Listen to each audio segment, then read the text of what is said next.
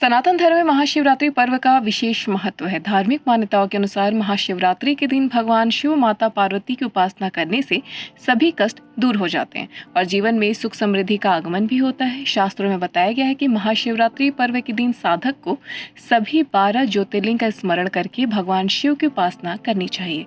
बता दें कि देश के विभिन्न हिस्सों में प्रसिद्ध 12 ज्योतिर्लिंग स्थापित हैं, जिनके दर्शन के लिए न केवल देश भर से बल्कि विदेशों से भी बड़ी संख्या में शिव भक्त आते हैं। आज हम बताएंगे भगवान शिव के प्रसिद्ध ज्योतिर्लिंग काशी विश्वनाथ ज्योतिर्लिंग की कथा, जिनका मंदिर पवित्र मां गंगा के तट पर स्थापित है। तो आइए जानते हैं काशी विश्वनाथ मंदिर से जुड़ी पौराणिक कथा और कुछ रोचक बातें।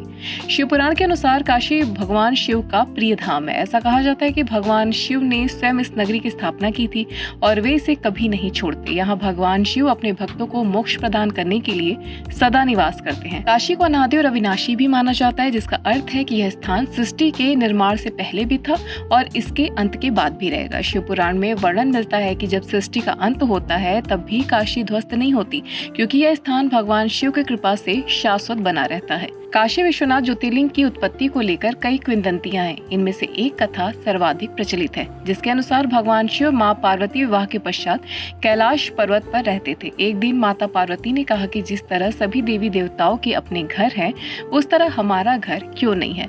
तब देवी ने महादेव से निवेदन किया कि वे एक ऐसा स्थान बनाए जहां सभी भक्त सरलता से आकर उनकी पूजा अर्चना कर सके।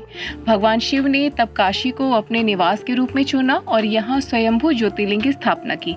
यही ज्योतिर्लिंग काशी विश्वनाथ के नाम से प्रसिद्ध हुई है। पुराणों में एक अन्य कथा मिलती है, जिसमें बताया गया कि एक बार भगवान विष्णु और भगवान ब्रह्मा के बीच शिष्टता को लेकर विवाद हुआ।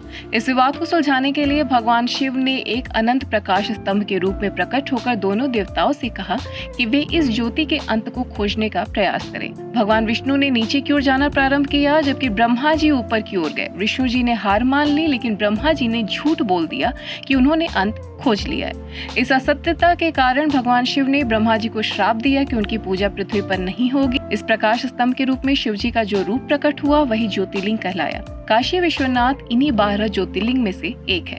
धार्मिक मान्यताओं के अनुसार भगवान शिव की यह नगरी उनके त्रिशूल की नोक पर बसी हुई है और बाबा विश्वनाथ को विश्वेश्वर यानी विश्व के शासक के नाम से भी जाना जाता है। धार्मिक मान्यताओं के अनुसार बाबा विश्वनाथ का यह मंदिर युगों युगांतर तक यहाँ मौजूद है, जिसका उल्लेख महाभारत जैसे पौराणिक वेद ग्रंथ में भी किया गया है। कई महान साधु संत जैसे आदि गुरु शंकराचार्य, स्वामी विवेकानंद, रामकृष्ण परमहंस, गोस्वामी तुलसीदास भगवान काशी विश्वनाथ ज्योतिर्लिंग के दर्शन कर चुके हैं।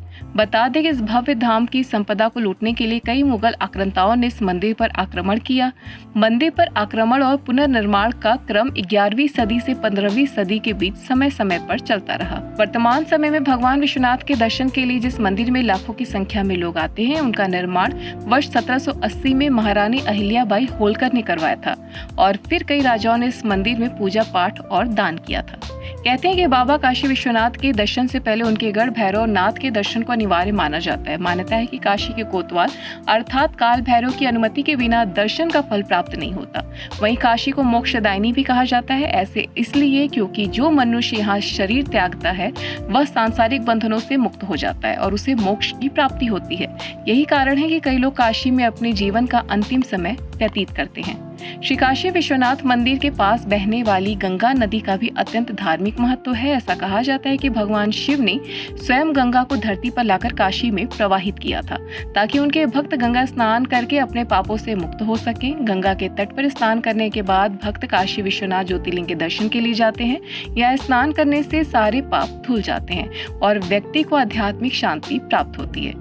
आशा करती हूँ कि आपको हमारी ये जानकारी पसंद आएगी और भगवान शिव की कृपा आप पर खूब बरसेगी। अगले वीडियो में हम जानेंगे त्र्यंबकेश्वर ज्योतिर्लिंग की कथा और महत्व के बारे में। साथ ही जानेंगे त्र्यंबकेश्वर ज्योतिर्लिंग की उत्पत्ति कैसे हुई। तब तक ऐसी ही तमाम रोचक कथा और जानकारियों को जानने के लिए सब्सक्राइब करें हमारे चैनल श्रीजी को और प्रेम से बोले राधे राधे।